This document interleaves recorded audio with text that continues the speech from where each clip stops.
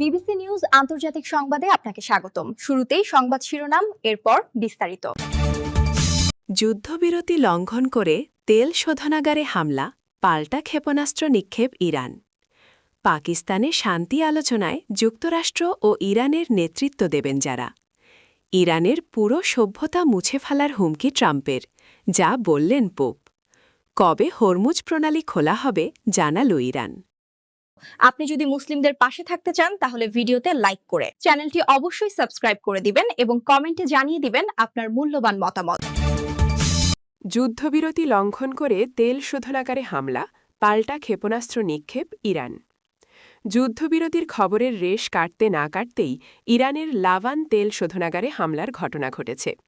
বুধবার ৮ এপ্রিল সকালে এ হামলার ঘটনা ঘটে। National Iranian oil refining and distribution company এই হামলার খবর নিশ্চিত করেছে। এ ঘটনায় যুক্তরাষ্ট্র ইসরায়েলের বিরুদ্ধে যুদ্ধবিরতি লঙ্ঘনের অভিযোগ তুলেছে তেহরান। এর প্রতিক্রিয়ায় সংযুক্ত আরব আমিরাত ও কুয়েতের বিভিন্ন লক্ষ্যবস্তুতে পাল্টা ক্ষেপণাস্ত্র ও ড্রোন হামলা চালিয়েছে Iran. National Iranian oil refining and distribution কোম্পানির সরকারি বিবৃতিতে জানানো হয়েছে, স্থানীয় সময় বুধবার সকাল ১০টা নাগাদ লাভান দ্বীপের শোধনাগার স্থাপনাগুলোতে বেশ কয়েকটি বিস্ফোরণ ঘটে। হামলার পরপরই নিরাপত্তা এবং অগ্নিনির্বাপক দল দ্রুত ঘটনাস্থলে পৌঁছে আগুন নিয়ন্ত্রণে আনতে এবং অবকাঠামো রক্ষায় কাজ শুরু করে। কর্তৃপক্ষ জানিয়েছে, সময়মতো কর্মীদের সরিয়ে নেওয়ার ফলে এখন পর্যন্ত কোনো প্রাণহানির খবর পাওয়া যায়নি। পাশাপাশি দেশটির জ্বালানি সরবরাহ ব্যবস্থা স্থিতিশীল রয়েছে দাবি করে প্রতিষ্ঠানটি সাধারণ নাগরিকদের প্রতি বিশেষ আহ্বান জানিয়েছে। পাকিস্তানের শান্তি আলোচনায় যুক্তরাষ্ট্র ও ইরানের নেতৃত্ব দেবেন যারা। শান্তি প্রতিষ্ঠায় আলোচনার জন্য যুক্তরাষ্ট্র ও ইরানের প্রতিনিধি দলকে ইসলামাবাদে আমন্ত্রণ জানিয়েছেন পাকিস্তানের প্রধানমন্ত্রী শাহবাজ শরীফ। আগামী শুক্রবার এ আলোচনা হওয়ার কথা। পাকিস্তানের রাজধানীতে অনুষ্ঠিতব্য এ আলোচনায় যুক্তরাষ্ট্রের প্রতিনিধি দলের নেতৃত্ব দিতে পারেন দেশটির ভাইস প্রেসিডেন্ট জেডি ভ্যান্স, আর ইরানের প্রতিনিধি দলের নেতৃত্বে থাকার সম্ভাবনা রয়েছে দেশটির পার্লামেন্টের স্পিকার বাঘের ঘালিবাফের। ইরানের সংবাদ মাধ্যম আইএসএনএ এই তথ্য জানিয়েছে। যুদ্ধবিরতিতে সম্মত হওয়ার কিছু সময় পর এক বিবৃতিতে যুক্তরাষ্ট্র ও ইরানকে অভিনন্দন জানান শেহবাজ। সামাজিক যোগাযোগ মাধ্যম এক্সে পোস্ট করা সেই বিবৃতিতে পাকিস্তানের প্রধানমন্ত্রী বলেন, অত্যন্ত বিনয় এবং আনন্দের সঙ্গে আমি জানাচ্ছি যে ইসলামী প্রজাতান্ত্রিক ইরান এবং যুক্তরাষ্ট্র তাদের সকল মিত্রসহ একটি যুদ্ধবিরতিতে সম্মত হয়েছে, যা অবিলম্বে কার্যকর হবে। শেহবাজ বলেন, আমি এই বিচক্ষণ পদক্ষেপকে আন্তরিকভাবে স্বাগত জানাচ্ছি এবং উভয় দেশের নেতৃত্বের প্রতি গভীর কৃতজ্ঞতা প্রকাশ করছি।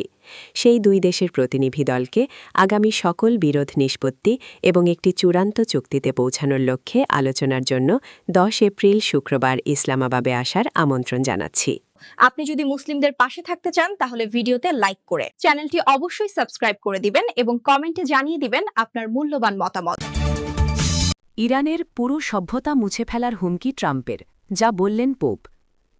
যুক্তরাষ্ট্র ও ইরানের মধ্যে যুদ্ধবিরতি কার্যকর হবার কয়েক ঘণ্টা আগে পোপ চতুর্দশ লিও মার্কিন প্রেসিডেন্ট ট্রাম্পের বিরল সমালোচনা করেছেন। তিনি বলেছেন, ইরানের পুরো সভ্যতা মুছে ফেলার হুমকি দেওয়াটা সত্যিই অগ্রহণযোগ্য। খবর নিউ ইয়র্ক টাইমসের। মঙ্গলবার পোপ সরাসরি প্রেসিডেন্টের নাম উল্লেখ না করলেও কাকে ইঙ্গিত করছেন তা ছিল স্পষ্ট। মঙ্গলবার সন্ধ্যার ইতালিতে সাংবাদিকদের পোপ বলেন, আজ যেমনটি আমরা সবাই জানি, ইরানের পুরো জাতির বিরুদ্ধে একটি হুমকি দেওয়া হয়েছে, আর এটি সত্যি অগ্রহণযোগ্য। ট্রাম্পের ২ সপ্তাহের যুদ্ধবিরতির ঘোষণার ঠিক কয়েক ঘণ্টা আগে পোপ এই মন্তব্য করেন। পোপ চতুর্দশ লিও আরও বলেন, এখানে অবশ্যই আন্তর্জাতিক আইনের প্রশ্ন রয়েছে, তবে তার চেয়ে বড় বিষয় হল এটি একটি নৈতিক প্রশ্ন, যা সামগ্রিকভাবে একটি জাতির মঙ্গলের সঙ্গে জড়িত।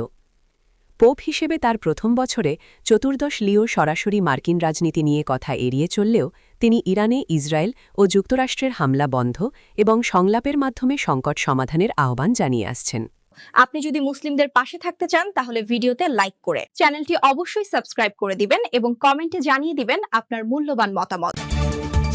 কবে হরমুজ প্রণালী খোলা হবে জানালো ইরান।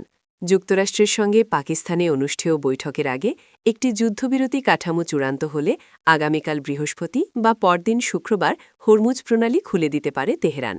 বার্তা সংস্থা রয়টার্সকে এ তথ্য জানিয়েছেন ইরানের একজন জ্যেষ্ঠ কর্মকর্তা। যুদ্ধের সময় ইরান হরমুজ ফেনালি বন্ধ করে দিলে বিশ্বজুড়ে তেল ও গ্যাসের বাজারে বড় ধরনের অস্থিরতা তৈরি হয়েছে। যুক্তরাষ্ট্রের সঙ্গে যুদ্ধবিরতি সমঝোতার অংশ হিসেবে তেহরান এই প্রণালী দিয়ে বাণিজ্যিক জাহাজগুলোর নিরাপদ চলাচলের অনুমতি দিতে সম্মত হয়েছে।